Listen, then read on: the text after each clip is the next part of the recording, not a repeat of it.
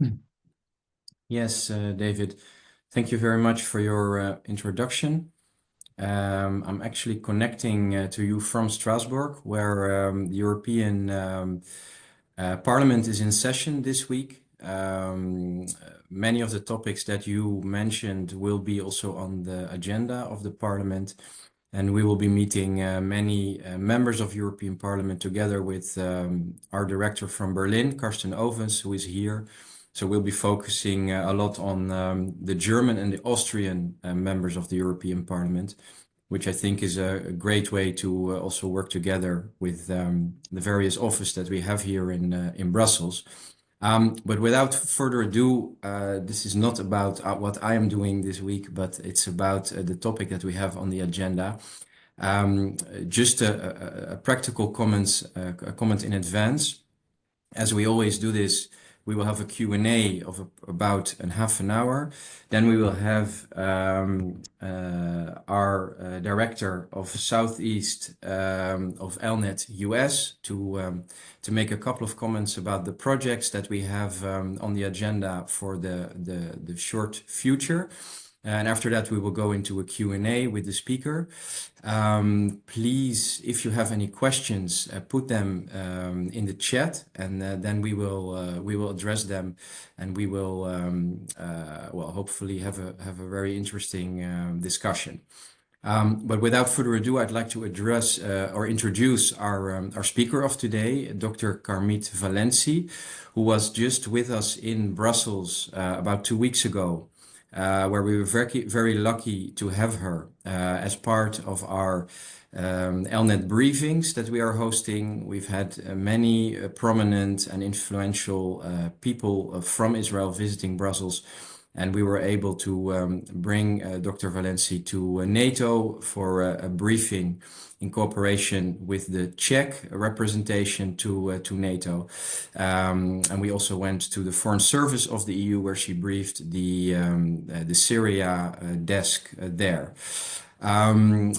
Dr. Valensi is a senior researcher at the Institute for National Security Studies, the INSS in Israel, and she's head of the Northern Arena program. She specializes in contemporary Middle East affairs, strategic studies, military concepts, and terrorism, and her work on these topics has appeared in various academic and professional publications.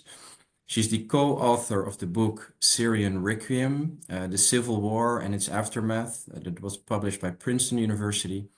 And Dr. Valensi earned her PhD in political science at Tel Aviv University, focusing on hybrid actors such as Hamas, Hezbollah, and the FARC. She holds a BA in Middle Eastern History and Political Science and an MA in Diplomacy Studies from Tel Aviv University. And from 2010 to 2011, she was a research fellow in the Fox Fellowship Program in Regional and International Studies at Yale University, and served as a senior advisor in the Intelligence Corps and worked as an analyst at the IDF's Dado Center for Interdisciplinary Military Studies. So as mentioned before, we're very happy that you are with us here to share your knowledge and expertise on specifically the topic of Syria and all that has been happening there, even in the very recent days. So let me start with my first question, Doctor.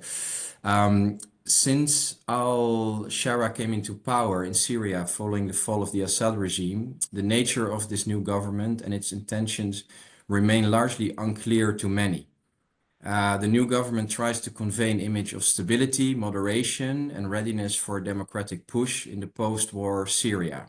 Of course, the past couple of days have shaken that image quite a bit, if I may say so. The concerns are therefore also rising.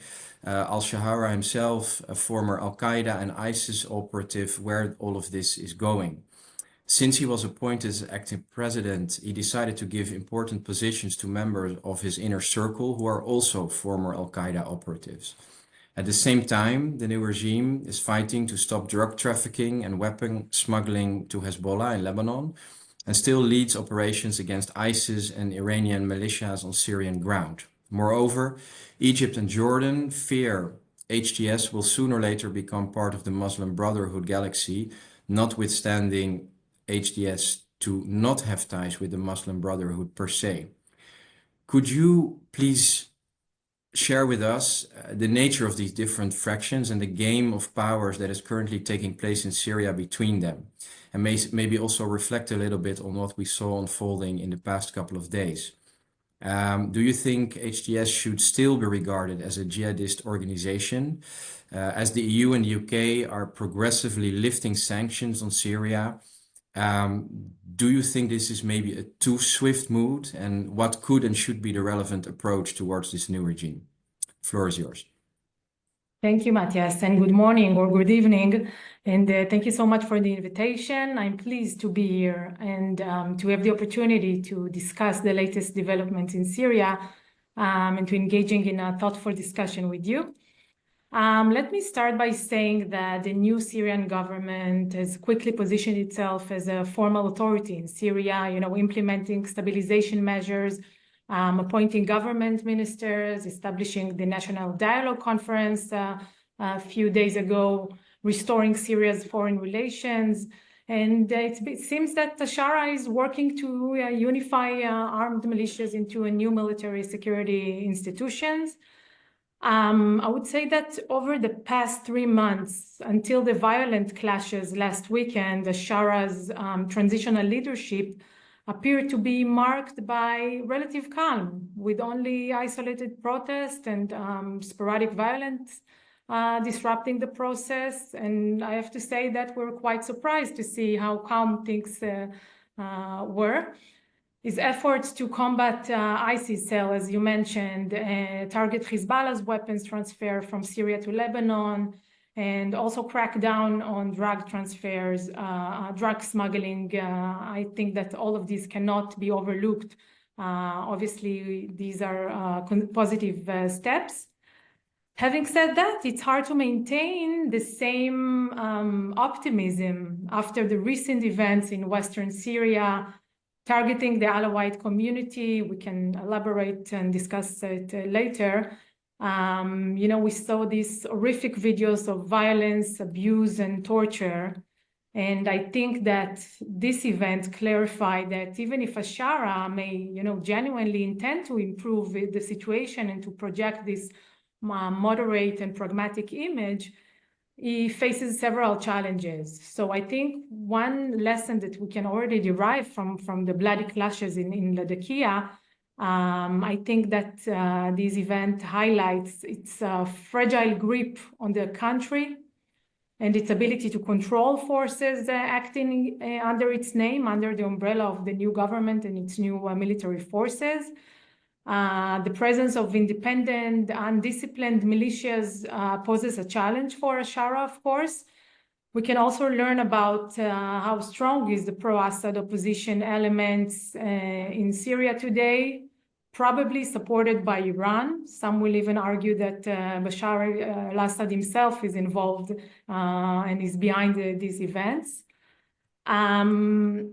Shara's inner circle includes numerous extremists who are reluctant to abandon jihadist ideology. And I think that generally speaking, there is a phenomenon of foreign fighters serving in the army, likely with a jihadist background, which could, exacerbate trends of radicalization. I can only assume that the violent suppression has been done in this current event of last weekend has been done by them, probably. So I think that the more pressing question is not whether Shara is moderate or not, but whether he has the ability to control the different factions and to assert authority in Syria. Apart from what we've seen in the last couple of days, there are significant security challenges, such as ISIS attacks in the eastern part of the country, ongoing local resistance from other militias, and not only from the Alawite community. We already see a fierce debate about Shara's call to collect the weapons from the militias on the ground. So overall, I would say that measured stabilization efforts are underway, but the risk of rapid deterioration remains. So I think that with all the optimism, we must also be prepared for the scenario in which the new government efforts fail, and that might lead to a further fragmentation and chaos in Syria. As for your question about the sanctions and the European approach to Ashara, I think that it's crucial that the international recognition of the new regime, as well as any economic assistance provided, be conditioned on guarantees and the fulfillment of specific demands, which can be include, safeguarding border security, preventing threats from extremist actors, radical actors. Obviously, Israel is highly concerned by the renewed entrenchment of axis of resistance elements and the arms transfer by Hezbollah. I think that another demand should revolve around the new regime refraining from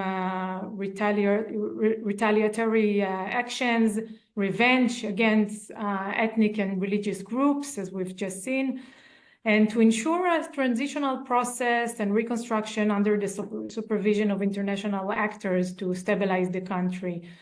I think, and I will wrap up with this sentence, I think that if we see continued violence events, especially brutal repression and harm to innocent civilians without an adequate response from the authorities, it would be appropriate for the international community to reconsider its policy, also when it comes to the sanctions lifting. Thank you. Let me use this also as a bridge to the next question, because you mentioned the challenge internally also for this new government to be stable and to secure some sort of internal quiet and control. Looking at Israel, how Israel is dealing with this, because while the Assad regime was collapsing and coming to an end, Israel conducted important airstrikes to drastically reduce Syria's strategic weapons asset. And one of Israel's priority in Syria was to avoid the advent of new Islamist regime, even a new Islamist bloc, as well as to get rid of non-conventional and chemical weapons. And in that sense, Israel forces decided to conduct strikes in Western Syria also last Monday. Israel is aiming at having a stable and moderate regime in Syria, is what has been communicated, that will be able to guarantee security at its borders. But looking at the situation on the ground, it seems that Israel is growingly becoming doubtful regarding this new government's intentions, with the belief it might only be a facade and it might soon be turning back to a radical Islamist regime. Having taken control of the buffer zone, Israeli forces are now fighting in southern eastern suburb of Damascus, where clashes have been taking place between armed Druze and security forces of the new al-Shahara regime. And while the Druze community is divided and torn between Israel and the new Syrian reality, some state that Israel is using the security of the Druze as a pretext to further divide in Syria. Could you elaborate on this point? And what concrete strategy is Israel currently playing in Syria? Do you think the fears and concerns of the Druze community in Syria are legitimate? And what does the future have in store for them if their security in Syria cannot be guaranteed anymore? Are there concrete signs indicating al-Shahara's regime will take a dangerous turn instead of its apparent moderate image, as you already have mentioned what happened in the last couple of days, it wants to give to the international community? Okay, so it's hardly surprising that, in Israel, there is a strong tendency to question al-Shahara's true intentions. Many, including within the political and security establishments, doubt his sincerity and see this as pragmatism, as a necessary step toward accelerated Islamization. It's been supported by the bloody events in the country. I think that many officials today in Israel, and we saw, I guess that some of you saw the Minister of Defense statements and the Prime Minister. I think that what we just saw in the last couple of days could, in their perspective, justify the Israeli current policy. And let me say a few words about that. Well, we need to understand that, after fighting wars on multiple fronts for over a year, Israel is highly concerned that unrest in Syria could spill over into our territory. And I can tell you that there is a genuine fear in Israel about the future of Syria, about the potential threats that might emerge from this theater. And from an Israeli perspective, we should be prepared to a negative scenario. They prefer to rely or to assess that the negative scenario is about to emerge rather than a positive one. And I think that this kind of scenario from an Israeli perspective includes the emergence of hostile Islamist jihadist regime in Syria, alongside perhaps the formation of, a broader Islamic bloc in the region. Israel fears that instability, chaos, violence, again, will spill over into our border. And all this chaotic environment might create fertile ground for Iran and the Axis again to reemerge themselves. Therefore, Israel took several immediate steps. First of all, it seized control of the demilitarized buffer zone in Syria. It also conducted a massive campaign, airstrikes targeting Syrian military infrastructure, as you just mentioned. Approximately between 70 or 80% of the weapons that were under the possession of the Assad regime and forces was destroyed. But there is another element in the Israeli strategy that exceeds the military tools. Israel decided to generate ties, connections with the Druze population in Syria. We saw several, expressions and statements about the Druze. Let me say a few words about the Druze community in Syria. The numbers around 700,000 people, making up approximately 3% of the population in Syria. And the Druze are known for their preserving their unique identity and loyalty to their community. Last week, we saw, 2 weeks ago, we saw clashes that have erupted in the Druze village of Jaramana near Damascus between Syrian regime forces and local armed factions. And this confrontation began as the regime attempted to basically to impose its authority over the village. And that event triggered resistance from the Druze population.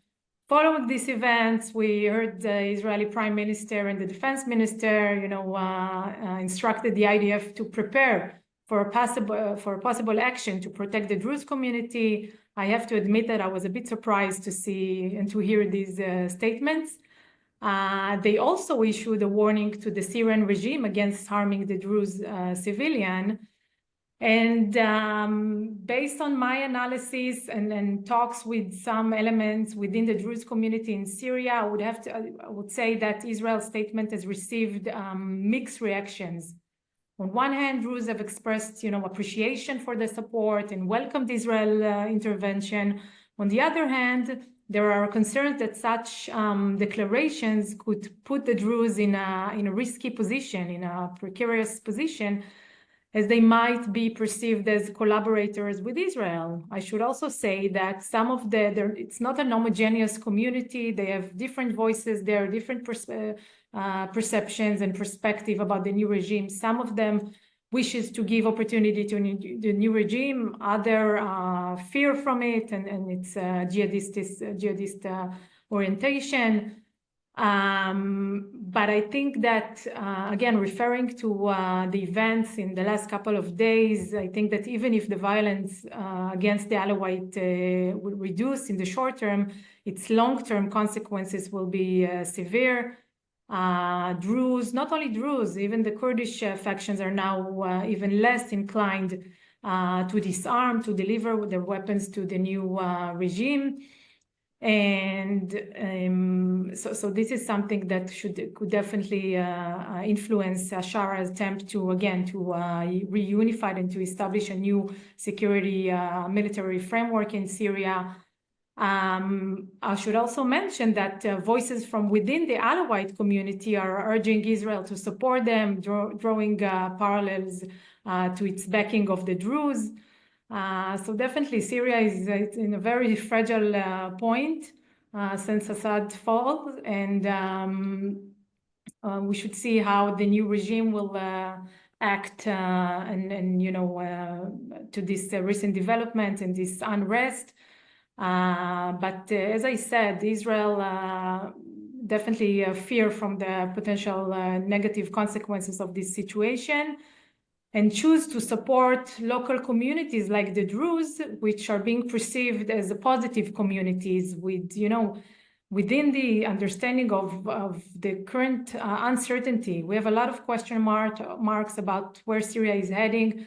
So I think that Israel prefer to rely on what is more familiar and and the Druze community, again, is being perceived as positive community with shared interests, both of Israel and the Druze, are reluctant to see radical elements near the border, reluctant to see the reemergence of Iran and Hezbollah near our border. So Israel's strategy focusing on that right now.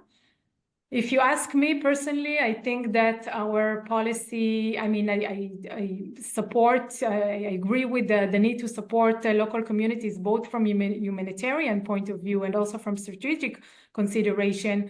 But I think that public statements are more harming than benefits, both to Israel and for the Druze communities, as I mentioned earlier. Thank you. During your visit in Brussels, many times the role of Turkey was mentioned, also being referred to as the elephant in the room.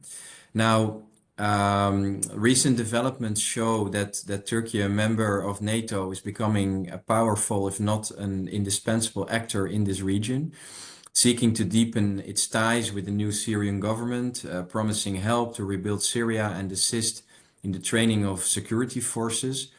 And surprisingly, Erdogan also recently operated a shift in its internal and external policy regarding Kurdish minorities, to the extent that Abdullah Öcalan, the imprisoned leader of the PKK, called for the movement to disarm.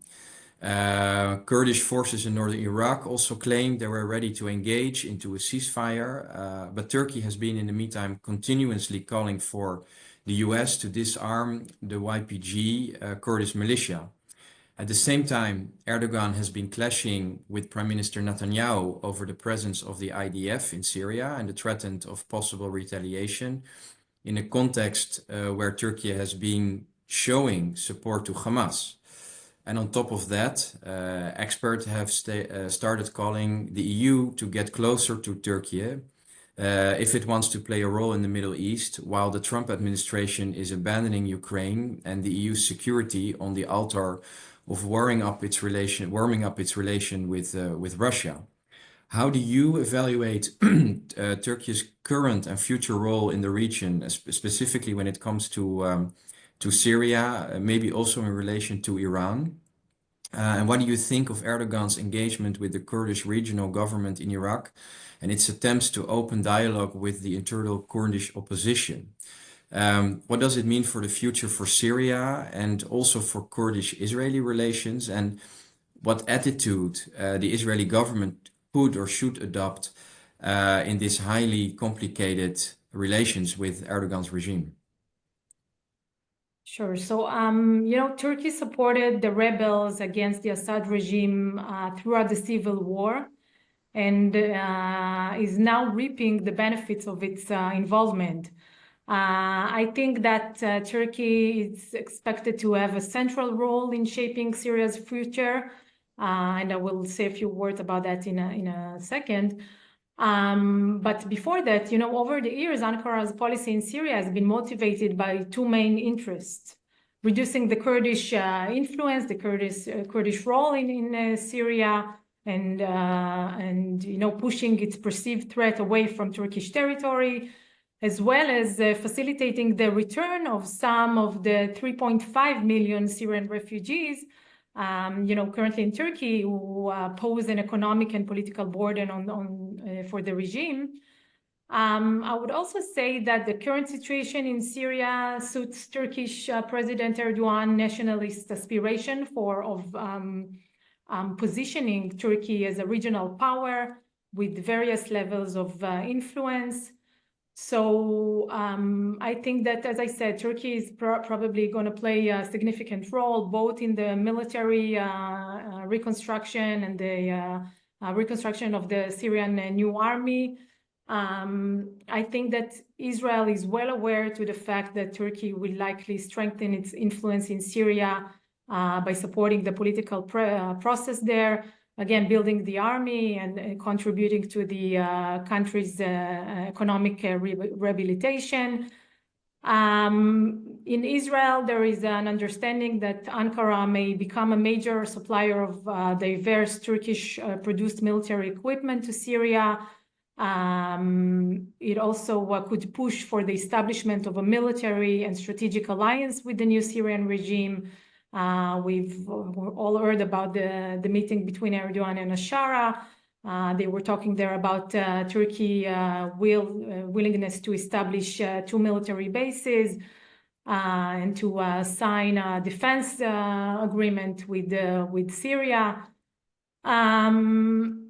I think that when it comes to, the way that the relations, obviously the relations between Israel and Turkey has worsened in light of the war in Gaza in the past year and a half.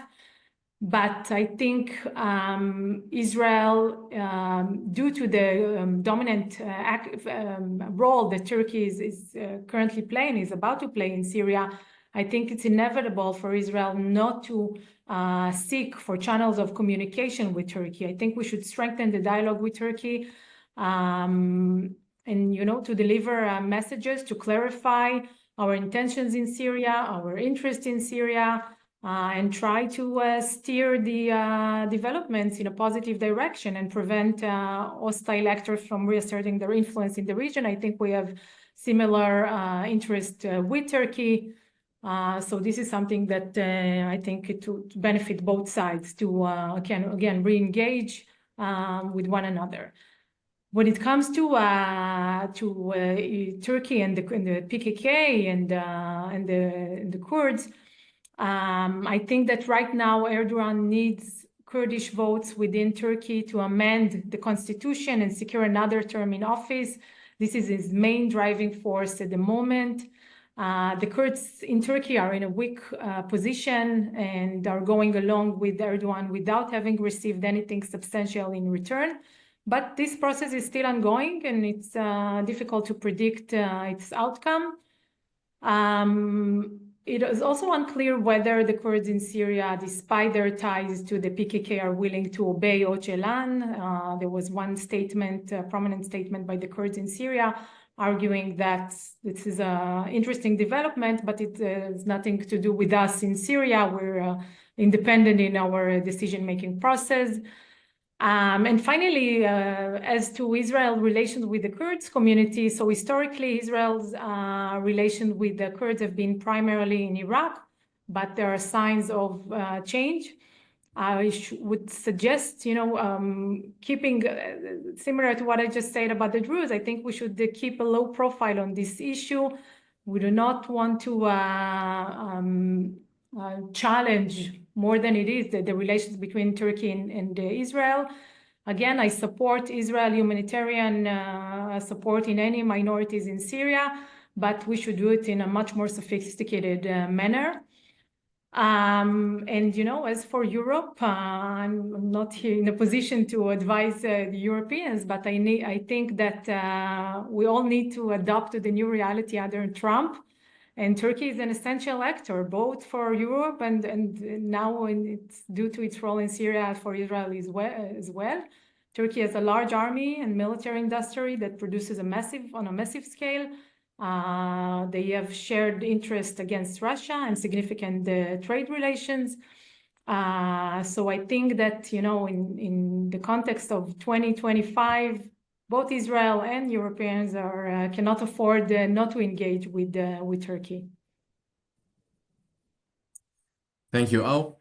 I would like to ask you one last question before we move to the Q&A. But one interesting element you mentioned during your various conversations here in Brussels is that you explained that the fall of the Assad regime in Syria was quite a severe blow to the Iranian mullah regime in Tehran. Following the elimination of Hezbollah, the high command of Hezbollah in Lebanon by the IDF.